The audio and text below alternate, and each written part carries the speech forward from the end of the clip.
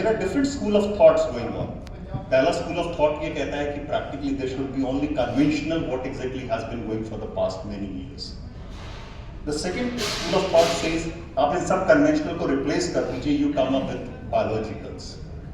But personally ये दोनों चीजें किसी का alternative नहीं है. दोनों चीजें if they move hand in gloves, then practically you would have the right solution. क्योंकि अगर आप फार्मर की एक्सपेक्टेशन देखें तो फार्मर की एक्सपेक्टेशन ये है he wants quick result because that is important क्योंकि उसकी तो वो इनकम है. He would be looking for quick results and practically वो उन मॉलिक्यूल को यूज करना चाहेगा जहां पे the period of control is also for the desired period. But at the same time farmer भी कंसर्न है क्योंकि what जो आज अगर हमारे को जो इनहेरिटेंस में मिला है उसी तरीके से फार्मर को इनहेरिटेंस में एग्रीकल्चर मिला है. So he also wants that maybe he should not use methods or he should not continue to use methods in isolation जो कल होके उसकी सॉइल को या उसके एग्रीकल्चर को डिस्टर्ब करे. जो अच्छी चीज इसमें यह है कि दोनों पार्ट्स बायोलॉजिकल पार्ट्स और जो कन्वेंशनल क्रॉप प्रोटेक्शन की टेक्निक्स हैं they both fall into the same criteria.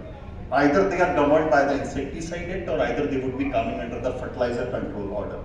So this is again something on which the organizations are working. It requires R&D because अभी ये भी देखना पड़ेगा कि अगर आप दो ऐसी टेक्निक्स को साथ में लेके आते हैं तो कितनी कॉम्पिटेबल है.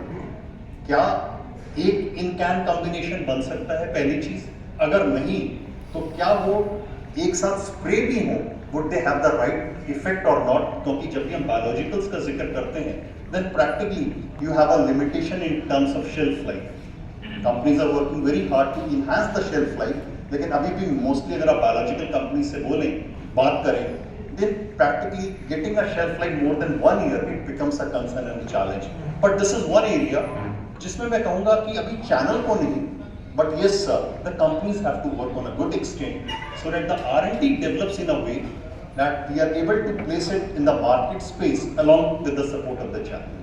इसमें बड़ा हार्ड वर्क भी करना पड़ेगा but this is something which will take care of what we foresee as a concern